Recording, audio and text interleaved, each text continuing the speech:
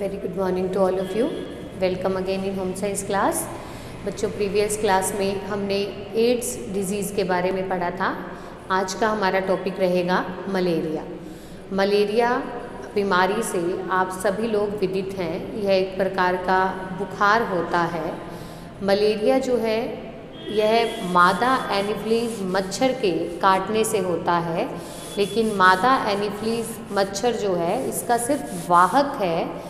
इस रोग को फैलाने वाला जीवाणु या फिर सूक्ष्म जीव नहीं है।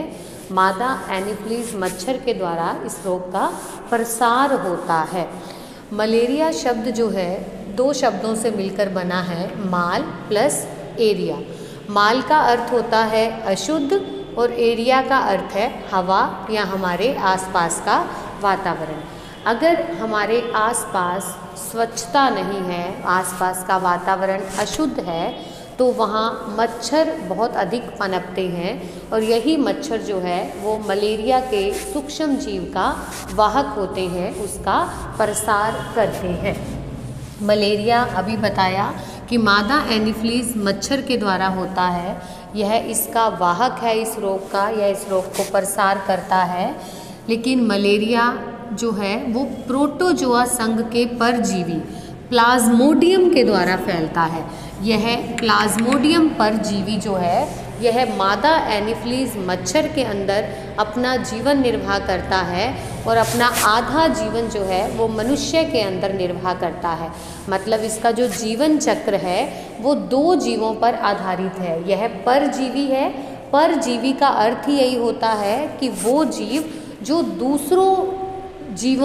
दूसरे जीवों पर अपना जीवन जो है बिताते हैं, खुद अपने जीवन निर्वाह के लिए दूसरे जीवों पर आश्रित होते हैं, उन्हें परजीवी कहते हैं। और ये प्लाज्मोडियम परजीवी है, तो इसका पूरा लाइफ साइकिल, पूरा जीवन चक्र जो है वो दो जीवों पर आधारित है। एक तो मादा एनोफिलीज मच्छर और दूसरा मनुष्य।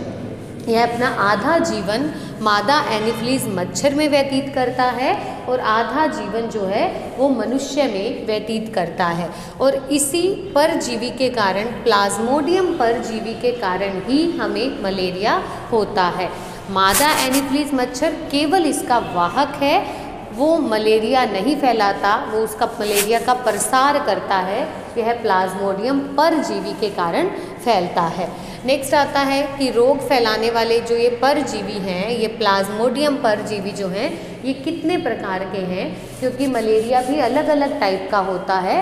तो इसके प्रकार में हम देखेंगे कि फर्स्ट है प्लाज्मोडियम वाइवेक्स। प्लाज्मोडियम वाइवेक्स जो परजीवी है इसका जीवन चक्र 48 घंटे का है।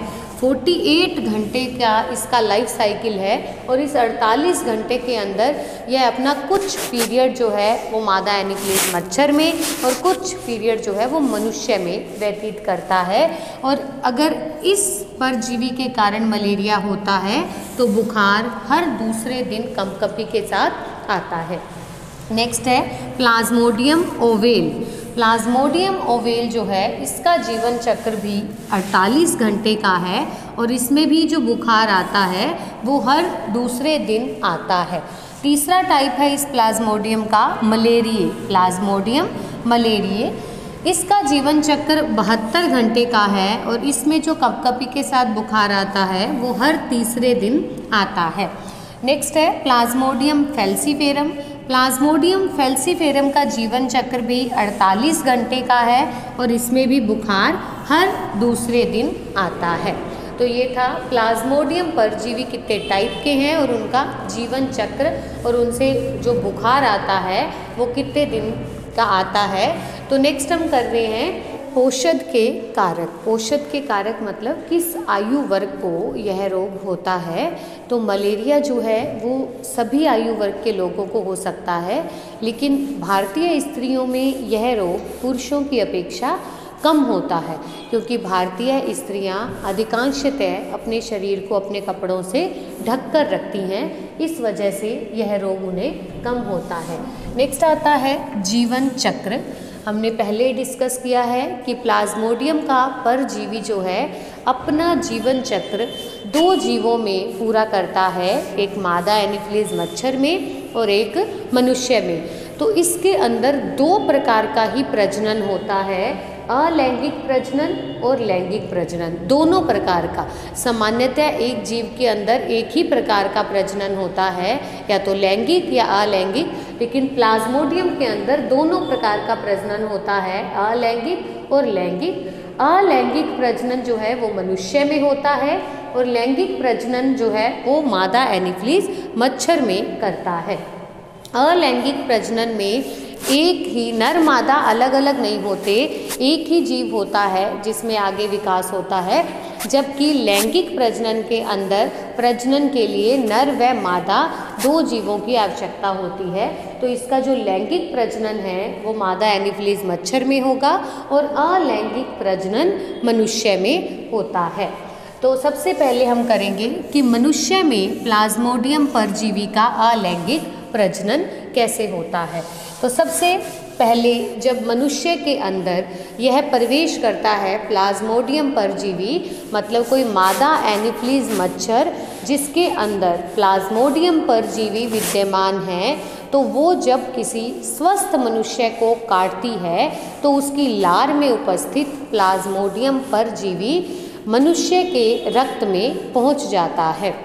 तो प्लाज्मोडियम परजीवी मच्छर की लार में स्पोरोजाइट के रूप में विद्यमान होता है, क्योंकि यह भी अवस्थाओं के द्वारा अग्रसर होता है। जैसे मानव का विकास होता है तो वो भिन्न अवस्थाओं के द्वारा अग्रसर होता है कि सबसे पहले गर्भावस्था आती है, फिर जो है शैशवावस्था है, फिर बचपनावस्था, फिर बाल्यावस्था, फिर किशोरावस्था।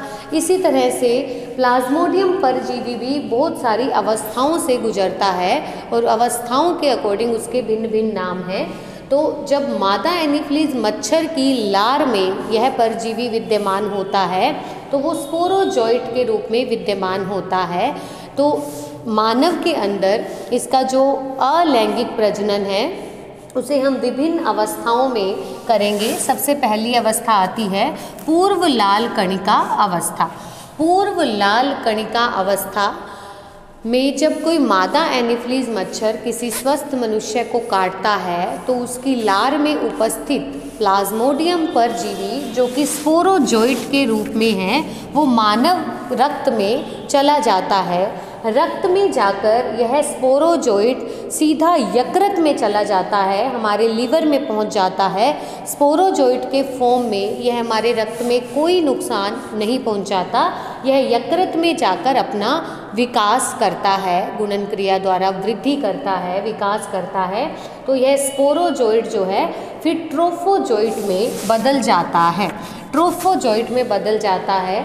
यह ट्रोफोजोइट धीरे धीरे विकसित होकर शाइजोइट में बदल जाता है और यह शाइजोइट जो है मीरोजोइट में बदल जाता है। तो स्पोरोजोइट से लेकर ट्रोफोजोइट, शाइजोइट, मीरोजोइट तक की अवस्था में यह यकृत में अपना विकास करता है। इसके बाद आती है लाल कणिका अवस्था। यकृत में मीरोजोइट के रूप में विकसित होने के बाद यह मीरोजोइट हमारे वापस रक्त में आ जाती हैं, ब्लड में पहुंच जाती हैं यकृत से और हमारी आरबीसी पर, हमारी लाल रक्त कणिकाओं पर आक्रमण करती हैं। जब यह मीरोजोइट हमारी लाल रक्त कणिकाओं पर आक्रमण करती हैं तो उन्हें नष्ट करने लग जाती हैं। विशेषतः जो ताज़ी लाल रक्त कणिकाएं हमारे रक्त में बन रही हैं, रक्त में पहुंच रही हैं, उनको यह नष्ट करने लग जाती हैं। इस पूरे पीरियड के लिए इसको 48 घंटे का समय लगता है और 48 घंटे के बाद जब ये मीरोजोइट रक्त में पहुंच जाती हैं, अपना वृद्धि विकास करती हैं, आरबीसी पर आक्रमण करती हैं, तो मलेरिया के लक्षण दिखाई देने लग जाते हैं। व्यक्ति को कंपकंपी के साथ बुखार आने लगता है और अन्य लक्षण भी दृष्टिगोचर होने लग जाते हैं। नेक्स्ट आता है गोमिटोगोनी का निर्माण। जब यह मीरोजोइट हमारे रक्त में आरबीसी को क्षति पहुंचाती रहती हैं तो इसी मीरोजोइट में से कुछ मीरोजोइट जो है वो निष्क्रिय हो जाते हैं, रक्त में जा कर के वो अपना काम नहीं करते हैं, निष्क्रिय हो जाते हैं और निष्क्रिय होने के बाद इनमें से मीरोजोइड में से कुछ मीरोजोइड जो है वो नर गोमीटोगोनी का निर्माण करते हैं और कुछ मीरोजोइड जो है वो मादा गोमीटोगोनी में बदल जाते हैं।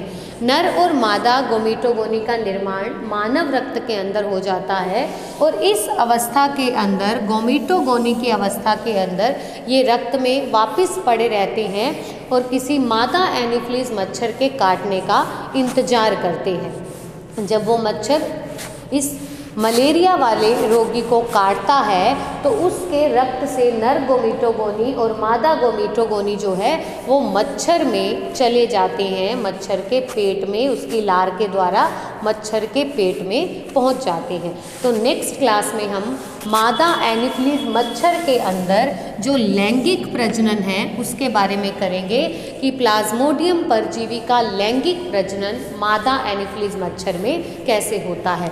आज हमने इसका आधा जीवन चक्र पढ़ा है क्योंकि मनुष्य के अंदर यह अपना कुछ समय बिताता है और वो अलैंगिक प्रजनन करता है। मनुष्य में प्लाज्मोडियम का अलैंगिक प्रजनन हमने आज किया है। नेक्स्ट इसका जीवन चक्र, आगे का जो जीवन चक्र है इसका लैंगिक प्रजनन जो यह मच्छर में जाकर करेगा, क्योंकि मनुष्य में नर गोमीटोगोनी और मादा गोमीटोगोनी का निर्माण हो गया और यह गोमीटोगोनी मादा एनोफिलीज मच्छर के काटने पर उसके पेट में जाते हैं और अपना विकास करते हैं। तो नेक्स्ट क्लास में हम लैंगिक प्रजनन करेंगे मच्छर के अंदर प्लाज्मोडियम परजीवी का। Thank you.